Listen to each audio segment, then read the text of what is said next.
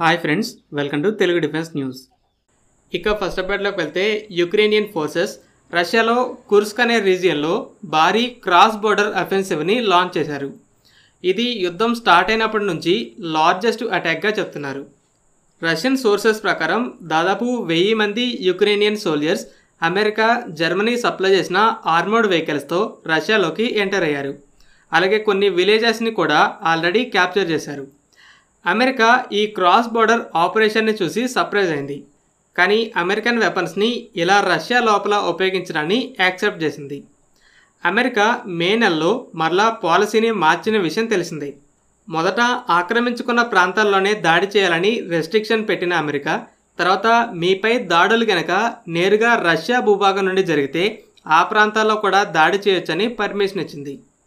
తర్వాత జర్మనీ కూడా అలానే చెప్పింది. దీంతో ఇప్పుడు ఈ రెండు దేశాల ఆయుధాలతో రష్యా లోపలికి చొరబడింది. ఓన్ టెరిటరీని తిరిగి తెచ్చుకోకుండా ఇలా రష్యాలోకి చొరబడడానికి ఒక ముఖ్యమైన స్ట్రాటజీ ఉంది. నవంబర్లో అమెరికాలో ఎలక్షన్స్ ఉండబోతున్నాయి. ట్రంప్ వస్తే ఇక సపోర్ట్ ఉందని యుక్రెయిన్కి బాగా తెలుసు. గతంలో చెప్పిన దాన్ని బట్టి రష్యాతో కాంప్రమైజ్ అయ్యి యుద్ధాన్ని స్టాప్ చేయమని కూడా యుక్రెయిన్ని ఫోర్స్ చేయొచ్చు.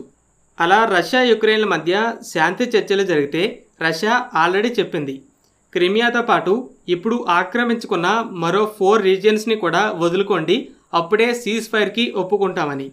అందుకని యుక్రెయిన్ ఏం చేస్తుందంటే నార్త్ నుండి రష్యా లోపలికి చొరబడి కొంత భూభాగాన్ని ఆక్రమించుకుంటే ఇలా చర్చల్లో అడ్వాంటేజ్ ఉంటుంది, నెగోషియేటింగ్ పవర్ ఉంటుందని ఆలోచించింది.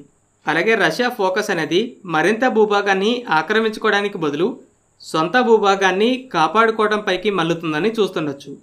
ఓవరాల్గా యుక్రెయిన్ ఇలా పీస్ టాక్స్లో నెగోషియేటింగ్ పవర్ కోసం చూస్తుంది.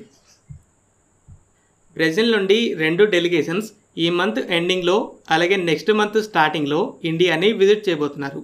వాళ్ళ agenda BrahMos missiles, Akash air defence systems, Scorpene submarine maintenance, air ఫోర్స్కి C-390 ఆఫర్, అలాగే లాటిన్ అమెరికన్ కంట్రీస్కి వెపన్ సిస్టమ్స్ని సప్లై చేయడానికి మ్యాన్ పవర్ ఉన్న ఇండియాలో జాయింట్ మ్యానుఫ్యాక్చరింగ్ హబ్స్ని ఏర్పాటు చేయడం, అలాగే ఇంకా కొన్ని కొలాబరేషన్స్ గురించి మాట్లాడడం.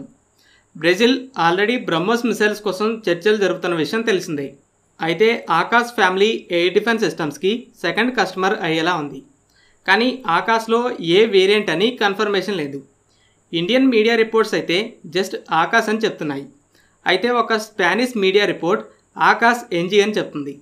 బ్రెజిల్ అయితే present short range air defence సిస్టమ్స్ని ఆపరేట్ చేస్తూ ఇప్పుడు మీడియం రేంజ్ శామ్స్ కోసం చూస్తుంది.